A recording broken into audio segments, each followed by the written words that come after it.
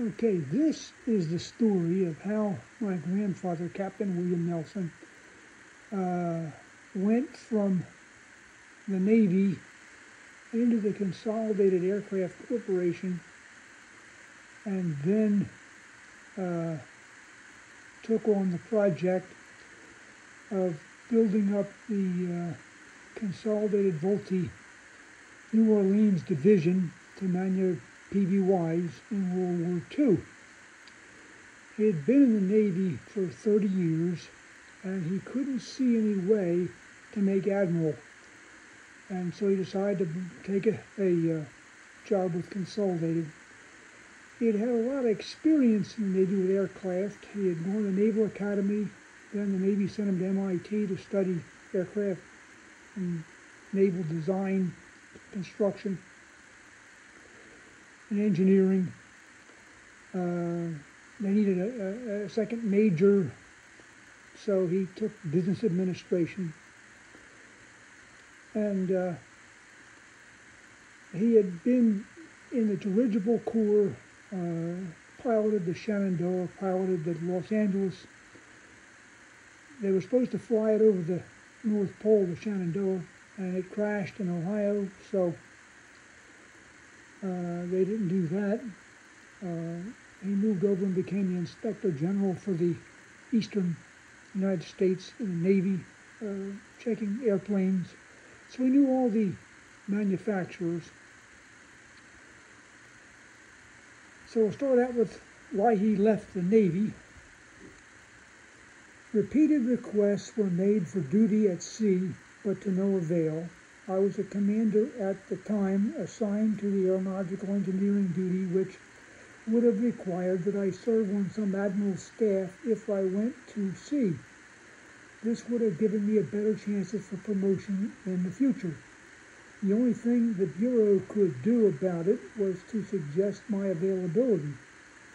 And as it turned out, there were no chances offered to me. This was somewhat disappointing, for it meant I would have to make my way into the upper grades without the benefit of a well-rounded experience on the record. As it happened, I was selected for the grade of captain when my name was entered as eligible. This was a step in the right direction. In the spring of 1941, I was made captain in the U.S. Navy. Somewhere along the line, Webster was detached as manager of the Naval Aircraft Factory, and E.M. Pace, a captain, was ordered as Webster's relief. This is the Philadelphia Naval Aircraft Factory. I had known ever since I entered into the construction corps. I had known Pace ever since I entered the construction corps.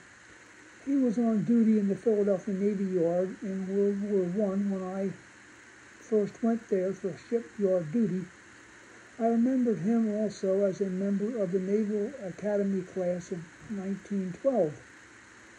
Pace was a very likable individual, being from Texas. He was married and lived in government quarters close to the landing field.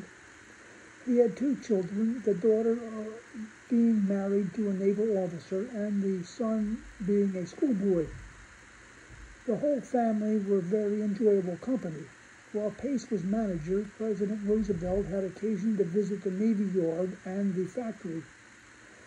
The president was accompanied by many political aspirants as he drove from place to place around the yard. When he came to an area where I was holding forth, he stopped his car and discussed some of the things we were doing at the factory with me. It was a brief conversation and intended to indicate interest in our affairs. During the early summer of 1941, there were many industrial expansions taking place in companies connected with the defense business. One was the rehabilitation of Creed's shipyard in Philadelphia.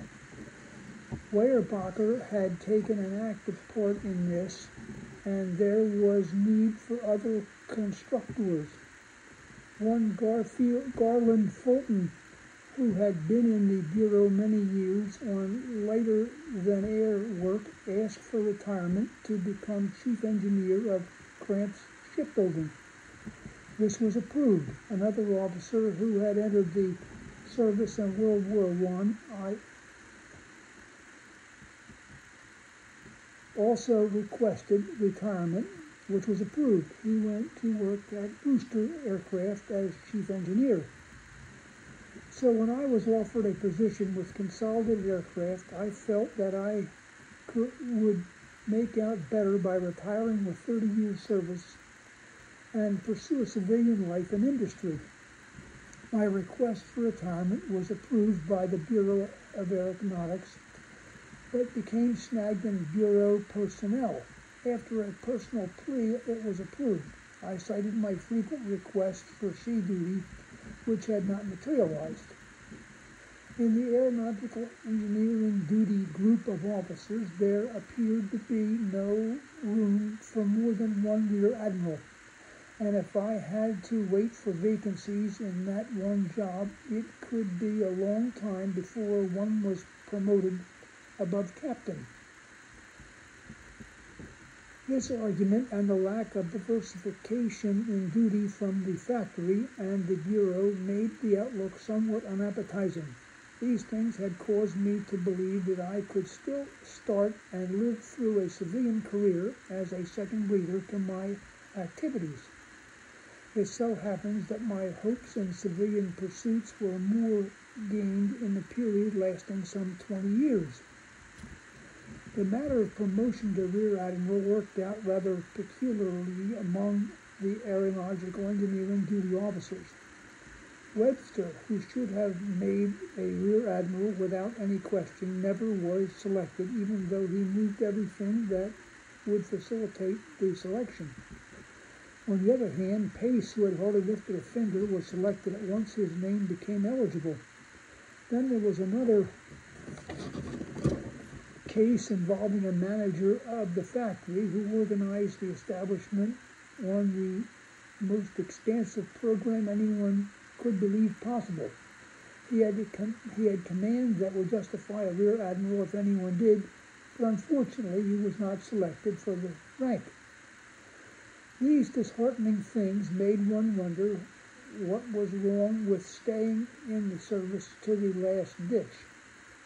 But as far as I was concerned, I figured that I would take a chance on a field of endeavor that was far more competitive and far more rewarding if you made the grade. There was one danger in connection with it, and that was the possibility that everything would cave in after the war was over. This is a risk that is always present, however. I told Reuben Fleet of Consolidated Aircraft that I would take him up on his offer of placing me in his company.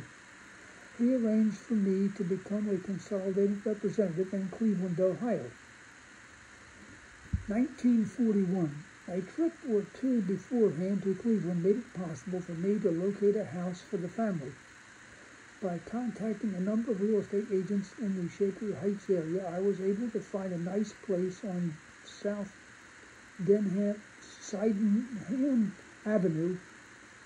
The structure was brick, and in every respect it suited our purpose. The second floor had lots of rooms, and the first had living room, dining, and kitchen spaces together with a library. The landscaping was under control, which made it somewhat easier for me. We had an Oldsmobile that was not too old, which had been acquired when we were in Drexel Hill. If I had known what was coming to the automobile industry, I would have set myself up better in the way of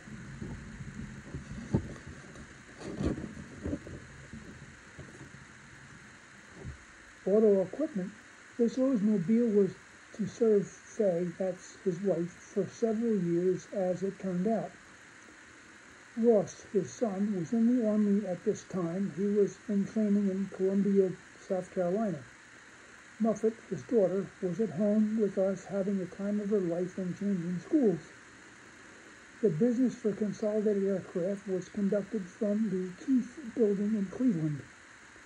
Mr. Payne, who had been acquired with Hall aluminum by Consolidated, was in charge of the Cleveland office. He wanted to get away to the San Diego office, so it was planned that I would take over after he left. This Cleveland office was run for expediting airplane parts and components made by subcontractors in the East for use by Consolidated in San Diego.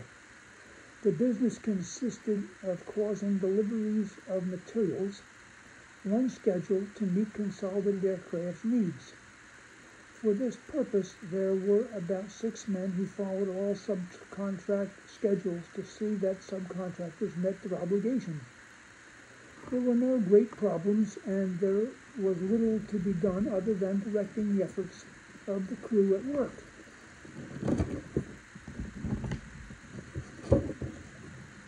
Cleveland is a large city reaching, as it does, along Lake Erie. It is the home of many large companies, including Republic Steel Company.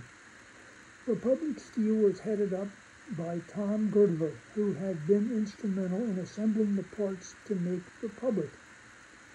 His next in line at Republic was a man named White. Girdler had another man at the head of Truscon Steel, which was part of Republic. This Harry Woodhead and Girdler were to become a part of Consolidated Aircraft when Vultee bought out Reuben Fleet for $10 million. I'll come to that part of the story later.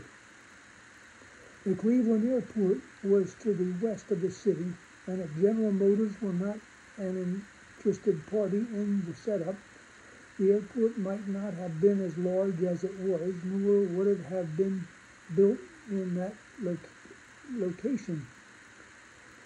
Bear in mind that Glenn Martin had been located in Cleveland and his airplane business before he moved to Baltimore, and Great Lakes Aircraft, which succeeded Martin in his plant, disappeared in due course. But maybe we had better go back and review some things about Consolidated to show what a astute individual Reuben Fleet had been to parlay his fortune to $10 million take. Although Wright brothers made their first flight in 1903, and although flying had become quite an activity by 1912, it was not until World War I that the airplanes were advanced sufficiently in design to become an adjunct to the military establishment. Carrying machine guns and ammunition was one thing, but carrying bombs was the ultimate aim sought, and in time to be used by the military in war were airplanes of British and French designs.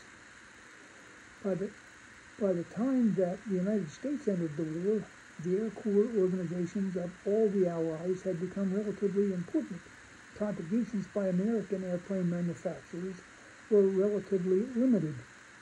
When the war ended, the airplane business became curtailed and quite stunted, even though there were spectacular activities contributed by aeronauts in all parts of the world. Another item that gave impetus to aviation in the mid-20s was airmail. In 1926 and 1927, long-distance flights were undertaken, some of which gained public attention, such as Lindbergh's flight to Paris, Byrd's crossing of the Atlantic, and other flights from the mainland to Hawaii. Bear in mind that Alcorp and Brown flew over the Atlantic in 1918, but the public was not bowled over by such things until 8 or 9 years later. With these spectacular flights, aside, airmail becomes a regular business. Airlines were considered. Mergers took place to strengthen the companies in aviation enterprises. The government provided airports. Large companies such as Ford and General Motors took a hand in airplane manufacture, and the business blossomed forth in a glorious manner, befitting to itself and to the long future it was to have. Reuben Fleet was a native of the state of Washington. In his younger days, he was in the state legislature. Then he became a part of the Army in World War I. He joined up with the Air Corps. He became a major in this organization and had a part in the build-up of the Air Corps in Dayton, Ohio. I recently saw a picture of him with President Wilson, presumably furthering the interests of aviation. Sometime after the war, he obtained control of an airplane company in Buffalo called Guadalupe and joined this with one or two others to form Consolidated Aircraft Company with headquarters in Buffalo, New York. This company went into the business of building and training planes for the military services. There's a story told that he made so much profit that he had to build 50 units for the Air Corps for $1 each to satisfy the various parties concerned. Consolidated Aircraft built many training planes through the years for the Air Corps and for the Navy, and until the Naval Aircraft Factory entered the business, he was the sole supplier. Beginning about the early 30s, Consolidated entered the business of flying boats which were to be used by the Navy for patrol work and as bombers. A variety of flying boats had preceded the Consolidated design.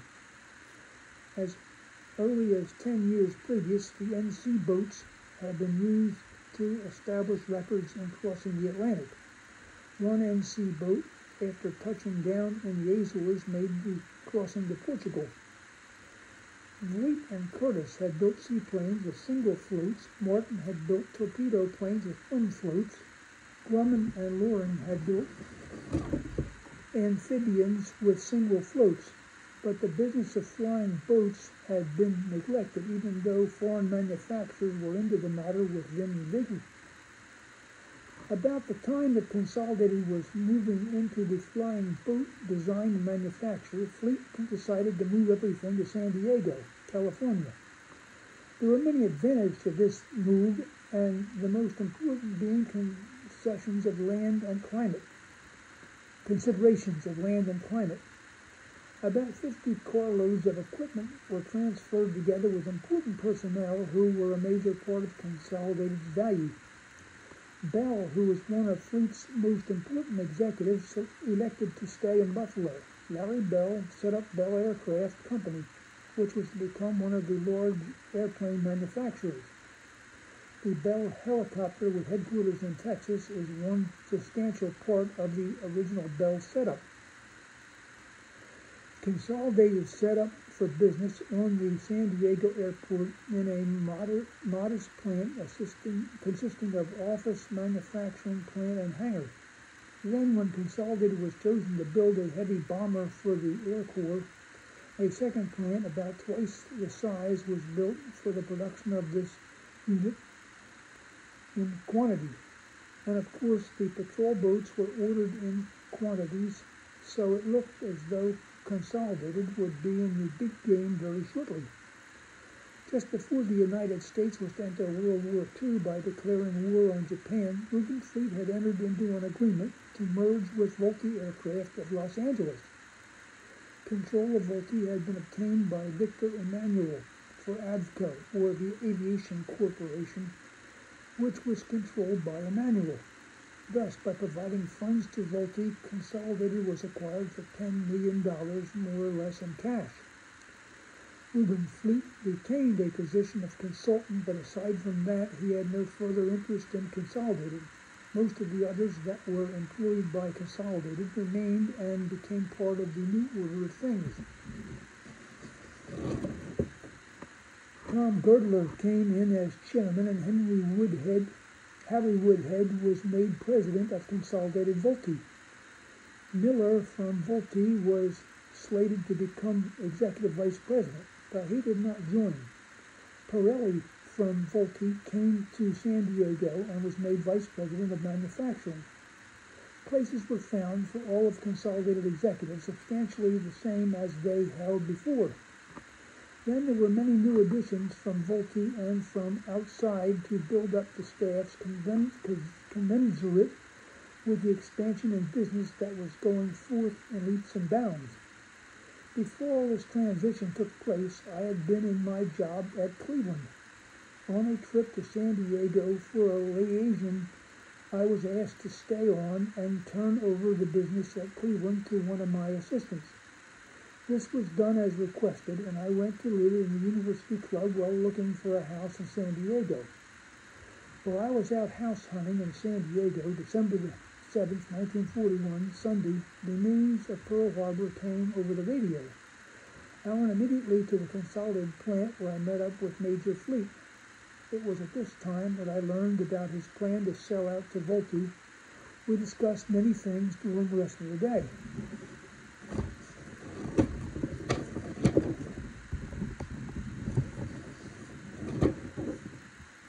Things were not particularly pleasing to me at Consolidated, but there was little I could do about it at the time. The organization had not gelled, and there were adjustments that would have to be made. Pirelli made me a production representative without too much to do. To me, it was a sidetrack, so I abided my time and attended meetings, of which there were plenty until things would turn. Such a turn came when the B-24 program at Willow Run had hit a snag. Some 50 foremen were to go from San Diego to help start production assembly at Willow Run. I was sent to Willow Run to obtain parts and components that could be used to speed up production at San Diego without hurting Willow Run. The outcome of this was that we obtained over $20 million worth of parts that would serve our purpose. Consolidated grumbled about the price, but the B-24 program at San Diego was put into high gear by the move. Consolidated Vultee, which directed most of Avco's airplane endeavors, set up divisions in a number of locations to make parts for the assembly plants at San Diego and Los Angeles, Nashville, Louisville, Allentown, and so on around. The expansion was going on at a terrific rate and no end in sight. At the peak, Consolidated had over 100,000 employees, which will give you some idea of the extent to which aviation was being expanded. The planned programs called for some 50,000 airplanes a year, and to that end, there were large organizations set up by the military services which were intended to coordinate supplies of materials required by builders of airplanes. They were very instrumental in muddying the waters because conferences led to little coordination. They were not equal to the task. Consolidated Vultee was faced with one major problem which centered in producing airplanes. This, in turn, brought forth two other parts for the problem, which were men and materials in character. The drives for men was never-ending, since the draft and competition were there to participate in the demand. The constant push for materials was the other facet of this program. Raw materials and many parts were under very strict controls, with allotments spelling out what the possibilities were to be. The allotments in many instances were only hunting licenses for the materials concerned. Nevertheless, even in its ponderous way, the machinery moved on and production was a fact. Then, to get even more production, parts and components were farmed out to smaller companies who could employ local labor and add to the output by becoming a subcontractor. This practice of having components made elsewhere than the assembly manufacture point did a great deal to relieve the problems for all airplane producers. And the more that this practice was extended, the greater the end results. This procedure was beneficial to Consolidated Vultee and other airplane manufacturers. One thing that became evident very shortly after production of airplanes was established as a routine was the substantial reduction in cost, which returns showed to be very real. Everyone anticipated some cost reduction with production, but the estimates were far from those that were actual. It was well known now that doubling the quantity means a reduction in labor cost of about 20%. And in early stages of airplane production, doubling quantity produced occurs very fast and often. Voluntary price reductions for airplanes under contract became the order of the day. And even then, the excess profits taxes, which were on the books for application in wartime, took substantial slices off the profits produced.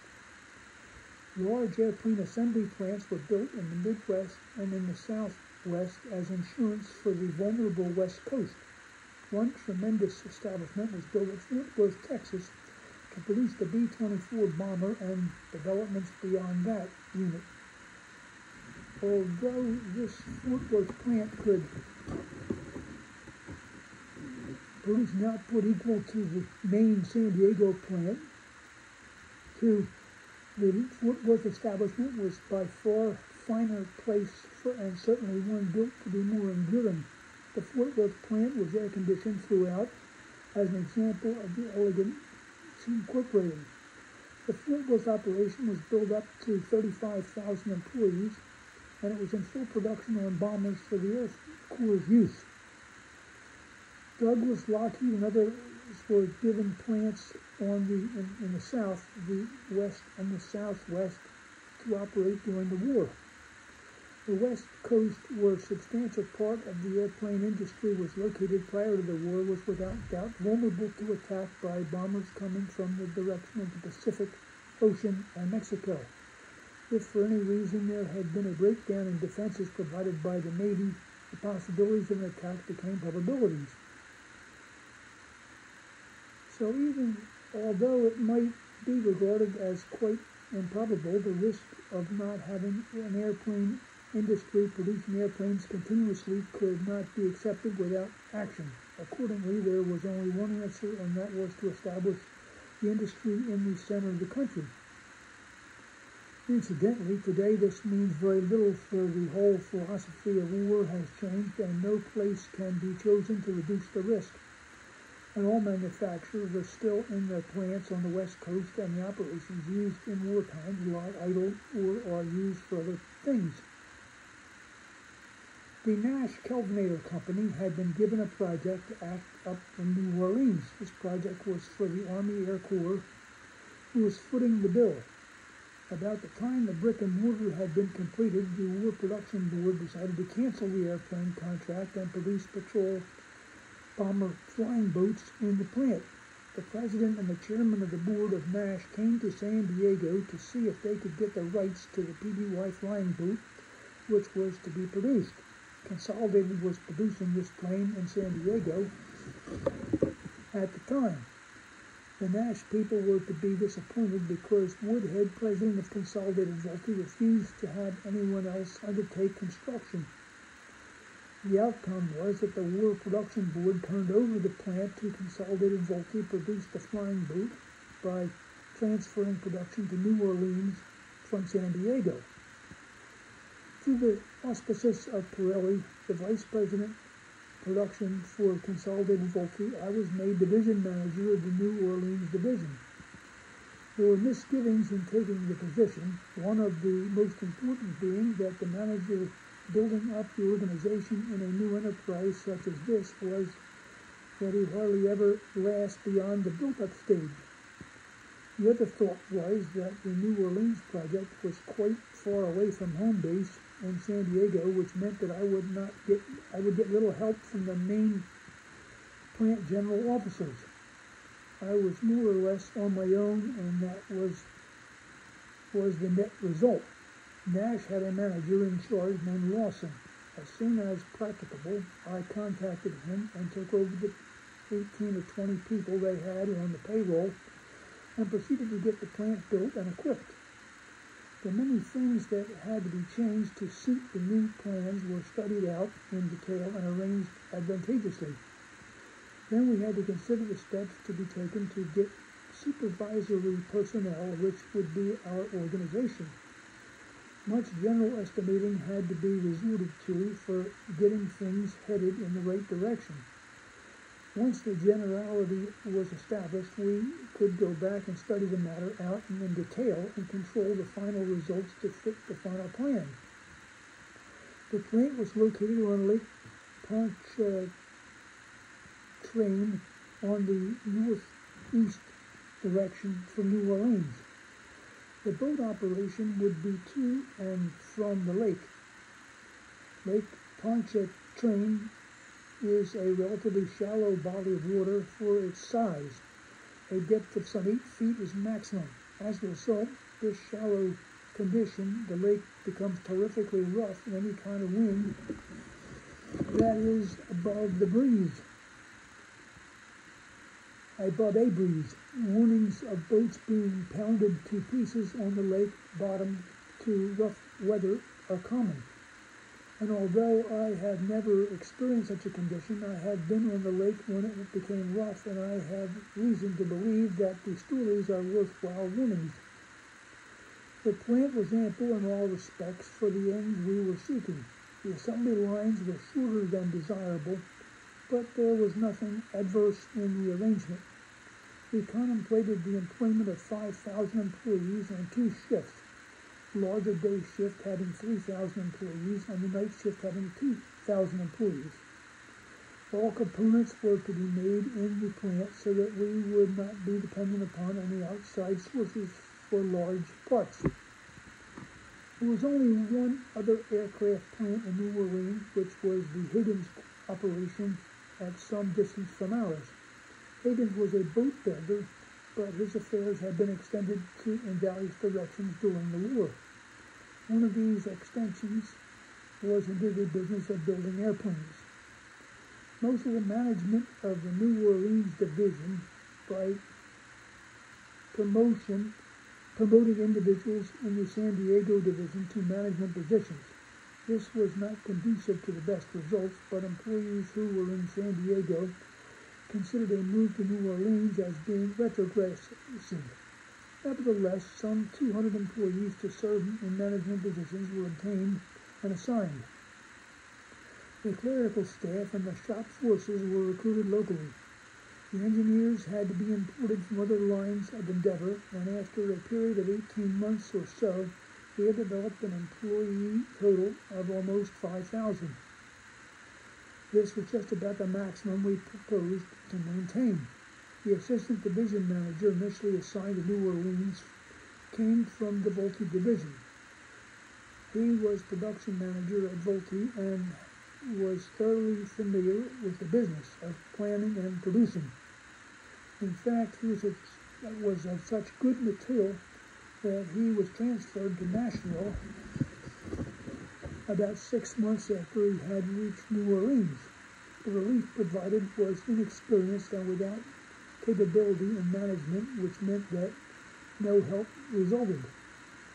The works manager came from the San Diego Inspection Organization. He seemed to have the knowledge and the experience to make a works manager's position suitable. However, he lacked the capability of organizing and inspiring his superintendents to obtain the results needed. We did have real trouble with the controller we had inherited from Nash Kelvinator. The man was actually a treasurer type without any knowledge of the matters concerned with costs and controlling. After giving him every chance to work out his problems through assistance, he was relieved. A new man from the Louisiana area was made controller, and within a few months he had reorganized the department and put it into order. The difference was phenomenal, and to prove that he was headed for much bigger things, I have read that he now manages a large life insurance company in the South. Our industrial engineering was headed by a graduate from Yale who had held dozens of jobs in various companies. For some reason or other, his capabilities, which were excellent, could not make him stay with a situation very long. He stayed in New Orleans a little over a year and felt that he had gone as far as he could, so he resigned. I urged him to stay, but to no avail. I have seen him in later years, and he is still moving from one job to another without any rhyme or reason, it seems. An innovation we instituted in New Orleans was the employment of deaf and dumb persons in the drop hammer department. It took quite a while to train them in the production methods concerned, but afterwards they were as good as any others that could have been assigned. It took a better part of a year to recruit labor, organize shops, and install machinery. place jigs and fixtures, and otherwise prepare for production. All work had to be planned and tooled to suit the needs of final assembly. Paperwork was tremendous. Then we had to train and retrain personnel in the functions concerned with producing parts, assembling small components, fitting together large components, and finally making sure holes, wings, and surfaces and other components were needed. We were quite far from San Diego, where skilled men were available to make for easy training, but San Diego could hardly spare individuals, or at least they made no offers.